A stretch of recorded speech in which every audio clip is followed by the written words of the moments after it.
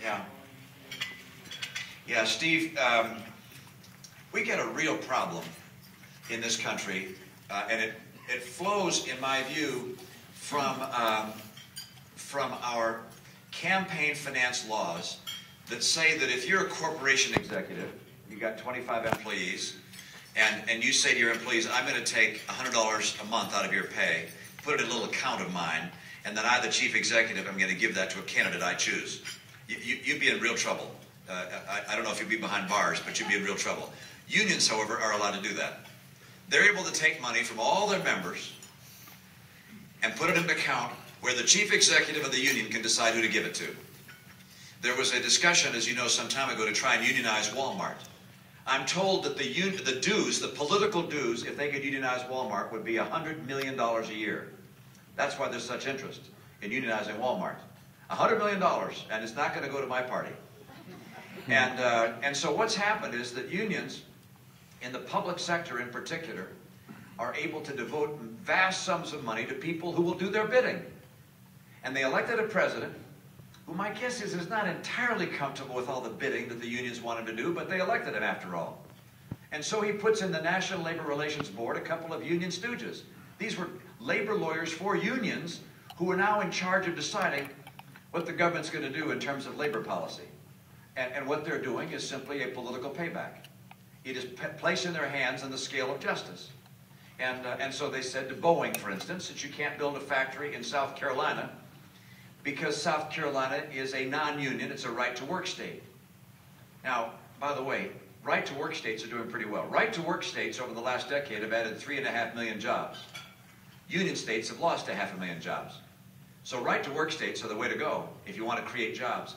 But the NLRB, with these labor stooges, they don't want to help right-to-work states. They want to stop them, put them out of business. And it's simply, in my view, a terrible political payback example. And you know, we spent a lot of time talking about how to change the NLRB. And one thing to do, for instance, is to have Congress provide more directive legislation to say what they can and cannot do and what defines an unfair labor practice.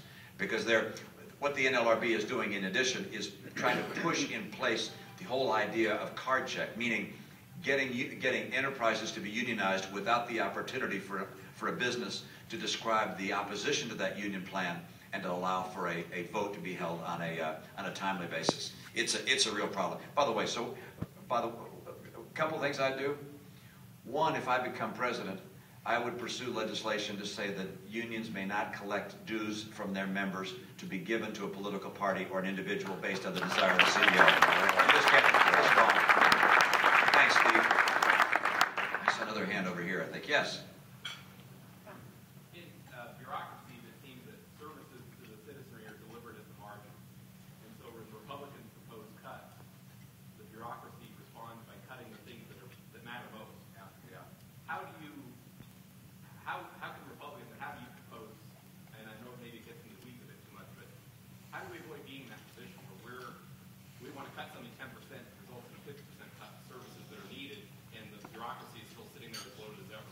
Well, that's a very apt observation and extraordinarily true. And the degree of bureaucracy in every one of our federal agencies has become so extraordinary, it will protect itself at the expense of the services of the people. You know what happens if, for instance, education funding is cut.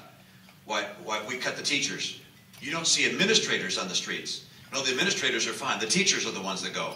Then the parents and the sports programs and music, and they say, see, that you cut and we've lost all these programs. It's like, no, we were hoping to get rid of the administrators.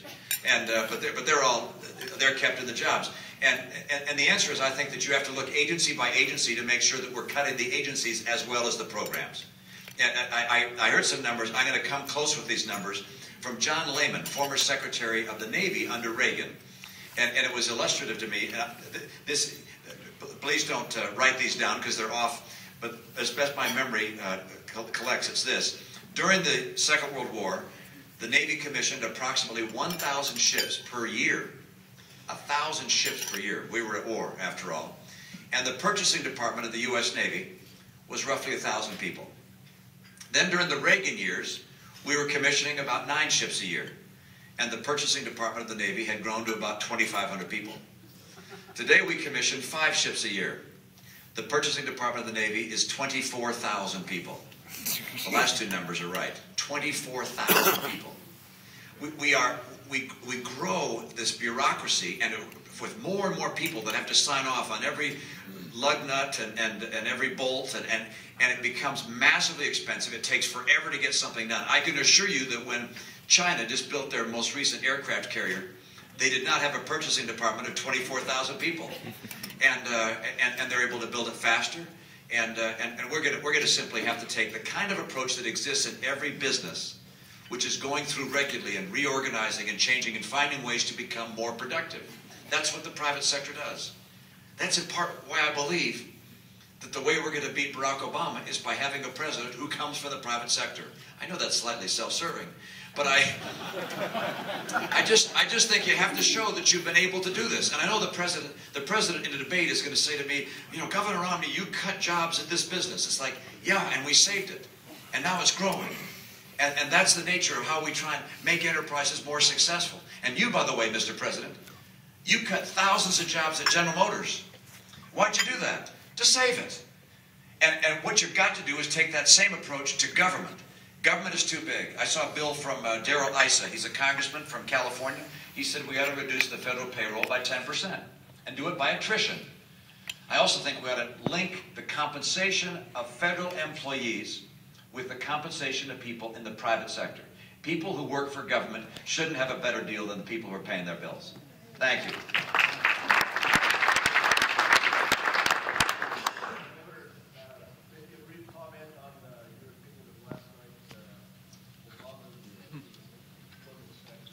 Yeah, thank you, Ralph. You know, I have not seen the full strategy. I saw I was unable to hear it, but I saw the summary of it this morning. It reminds me of that old movie from Clint Eastwood, The Good, the Bad, and the Ugly. So there's some good.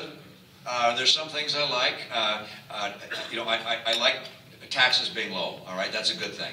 And taxes being lowered, that's a good thing. I like the fact that employers are going to be given an incentive to hire people that have been unemployed. We did that in my state. We had a program that said instead of having these training programs paid for by government, where people go get trained and then they come out of the training program and there's no job that wants someone who has the skill they got trained for. Instead, we said to an employer, if you'll hire someone who needs training, who's been out of work for a long time, we'll give you a training grant to train that employee. So you as an employer have an incentive to hire the person and train them in a real job. So those are a couple of things that came out from last night that are encouraging. I was not pleased with what I've read about a plan to save 240,000 teachers. You know, the president might have thought about saying, you know what, we're going to provide money to save teachers in schools, but we're going to insist on the following things. One is that to get this money, the state has to agree that we're getting rid of this idea of tenure, driving who gets, who's kept and who's laid off, and that we want to have a system to allow the very best and brightest to stay in teaching, and those few that aren't doing real well would find another job. I'd like them to say, we're going to send this money as long as you have a commitment to choice in schools, and you allow more charter schools. I mean, as long as, if we're going to give money to protect teachers, let's make sure that we give money to also protect, we connect that with protecting the education of our kids. And we put teachers and our kids first and the unions behind. I'm afraid this is a union bailout, which I think is unfortunate. So overall, it's too little too late. With some parts it'll work and some won't. I know the president has to lay out he said he's going to lay out how he's going to fund it. Hold on to your wallet. I expect it's going to come with taxes attached. Yeah, thank you. Please. President Obama has a knack for talking to the American people and making them think that he's for the poor, he's for the middle class, and he demonizes the Republican Party that we're for the rich. How do you combat that and let middle America know that, you know, capitalism is the way to really make our nation prosper? Yeah, yeah. I will, if I get the chance to debate President Obama, have the fun, and I'm looking forward to that, have the fun of saying, you know, you demonize corporations, you do demonize Wall Street. Look, all the streets are connected in America. We can't demonize other Americans. We have to recognize that we're together. United we stand, if you will, and divided we don't. And And in part, the plan I put forward on taxation is one which I think he'll have a hard time characterizing in the way Democrats always like to say, oh, Republicans are for tax cuts for the rich. Look, I came out and said, who are the people that have been hurt most by the Obama economy? And the answer is middle-income Americans. The very poor have a safety net. The very rich are doing just fine. But middle Americans have really been hurt. High gasoline prices, rising food prices, rising education costs for their kids in college, and dwindling incomes. And because the middle class has been hurt so badly, I proposed a middle income tax cut. Pretty dramatic, by the way. And the answer is this. Under my plan, anybody earning $200,000 a year or less will pay no tax on interest, dividends, or capital gains. So in other words, people of middle income can save their money tax-free. Don't have to put it in a 401k or a Roth IRA or a Keogh or all these little nanny programs we have. Instead, you can save your money. And then we have more people investing in America, more investment capital, creating more innovation, and middle-income people get a break. So I'm focused on helping middle-income Americans. And the president can talk about the poor, which is great, and I will too. And we have a responsibility to help the poor. But the best way we can help the poor is by growing our economy and having good jobs that put the poor to work in good jobs. And the best way we can do that is helping middle-income Americans have confidence in the future again, so they'll buy things and invest in America. That's what I intend to do. Thank you. Senator. Thank you. Thank you, Governor, for being here. Colorado loves you. We loved you 4 years ago, and we're going to continue to support you through this campaign. Thank you. And thank you for being here at this luncheon today. My question is, I'm thinking back on the debate the other night, and there was a little bit of a disagreement on Social Security issues between you and one of the other candidates. Could you talk a little bit about... Yes, thank you, Senator. Yeah. I think Governor Perry made a pretty significant error. I heard one commentator who I spoke with who said, you know, Governor Perry did an okay job in the debate, but he lost the election in the debate. And I said, well, why do you say that? And he said, because no one in the history of American politics has attacked Social Security and been successful in winning an election. This doesn't happen. It's one thing to say that we need to improve the financing base of Social Security, but to say it's a Ponzi scheme, I mean, in Ponzi schemes, the originators are looking to enrich themselves by taking advantage of other people. Look, the reason we have a financial problem in Social Security is because we're living longer and because we've got a baby boom going through. And so we have to actuarially adjust somehow the program to make sure that it's sustainable. But it's not a Ponzi scheme. It's a moral and effective safety net upon which tens of millions of people rely and have. The governor in his book said more troubling things. I mean, he says in his book, he said, by any measure, Social Security is a failure. By any measure? How about the tens of millions of people who've lived on it and live on it now? That's a failure?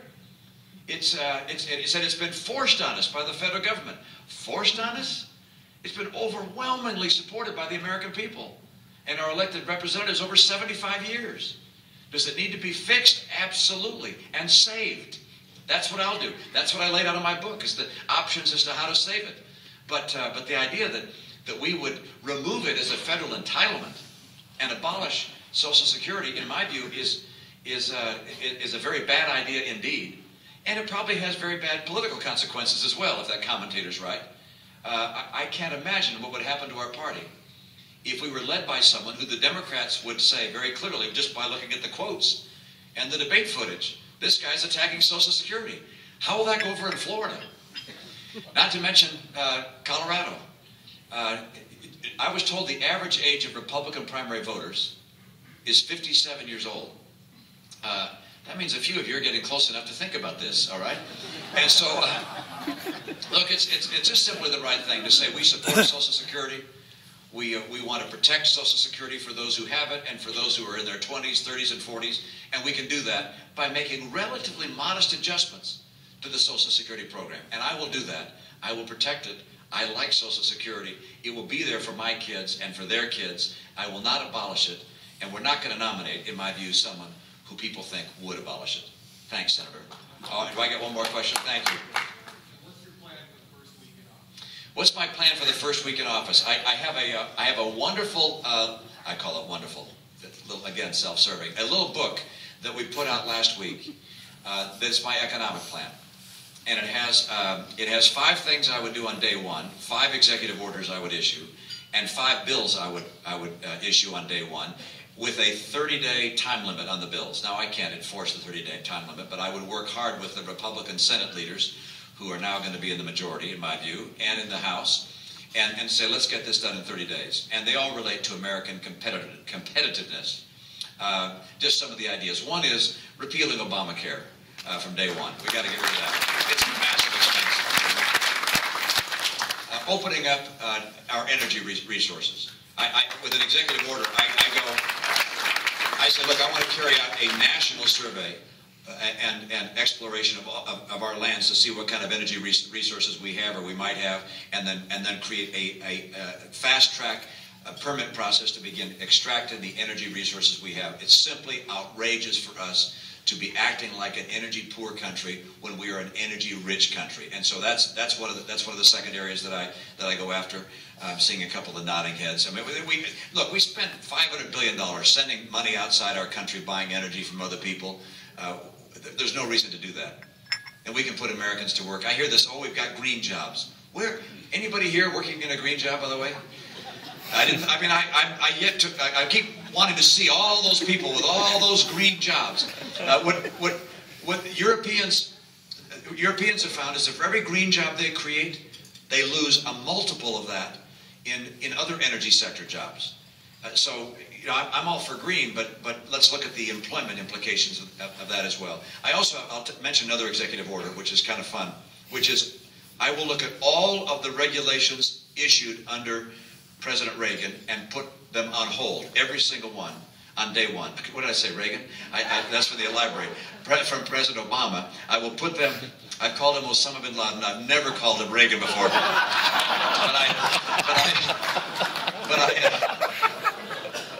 Too many minutes on the stage. But I will put on hold all of the regulations that President Obama has put in place, review them to see if they kill jobs, if they do kill those regulations. I don't know that people, you hear, we Republicans talk about over-regulation a lot. And it's important to note, we need regulation. When we say we want to deregulate, we don't really mean get rid of all regulation. You couldn't have everybody opening a bank in their garage and taking their neighbor's money. And you have to have some form of regulation to make a market work. But when regulation gets overwhelming and burdens enterprise, you got to change that. And the numbers were really surprising to me. Do you know how much income tax we collect in a year as a nation? And this is federal, it should be, of course, federal. It's corporate and individual. 1.1 trillion a year. That's how much income tax we collect. Do you know what the cost is of the regulatory burden of the nation? This is calculated by the CBO. $1.7 trillion a year. $1.7 trillion a year is the cost of regulatory burden on American industry and jobs, which is even greater than the amount of the burden of income tax paid by all our corporations and all our individuals. And so we have to look at this regulatory stuff and say, this is just killing us. In addition to wanting to get our taxes down, we got to get our regulations down.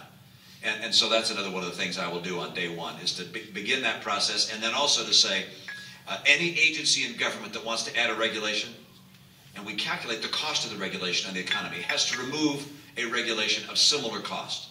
We're not going to add anything more to the burden. And then we'll do the job of starting cutting back. Look, the list goes on. Get the book, by the way. It's on Amazon. It's on Kindle. You can download it for free. Mitt Romney, Believe in America. Mitt Romney's Plan for Jobs and the Economy. And we got, I think, 25,000 of those were downloaded in the last couple of days. So get them while they last. No. They obviously last eternally. But look, you guys, you're great to spend some time with me. I love being with friends here and have been with you time and time again. You're kind to be generous and to help me in this effort. It counts. It matters. We're a grand nation that has wonderful kids coming along. The world relies on us. I was with leaders in the UK. I'll mention, I met with Tony Blair. And he said something which stuck with me. This was just a few weeks ago. He said, if you're lucky enough to become president, when you go around the capitals of the world, they'll be critical of America for one thing or the other. And he said, you listen to the criticisms, but don't forget this. The one thing the capitals of the world fear most is a weak America. The people of the world look to a strong America because they know a strong America is what keeps this world in check.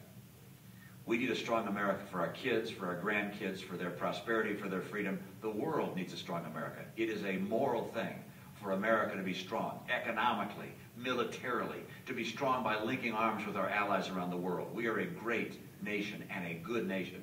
I love this country. I'm convinced it has to be led by people who not only love it, and Democrats love the country too, but people who know how to lead and to get this economy going again to provide for ourselves and our future. And I will do just that with your help. Thank you so much. Great to be with you again. Thanks, Paul.